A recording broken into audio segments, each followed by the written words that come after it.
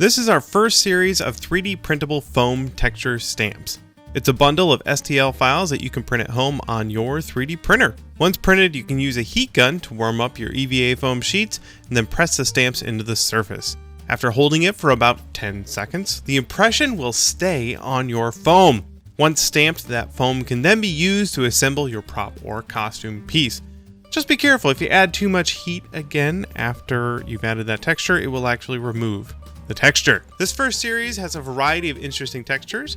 There's the Hexagon, which everyone knows is the bestagon, and it's perfect for your cyberpunk costumes. Next is the carbon fiber, another sci-fi classic. Also, I made a stylized wood grain and some groovy parallel lines. Finally, one of my very favorites, dragon scales. Some of the stamps, like the Hexagon and the carbon fiber, are perfect for texturing leather. First, you soak the leather in water, then clamp it between a couple pieces of rigid material like wood, with your 3D printed stamp sandwiched against your leather. Leave it in the clamps for about 30 minutes, and it'll add that extra bit of awesome to your leather projects too. Print your stamps at home today and start adding that extra bit of amazing to your next EVA foam project.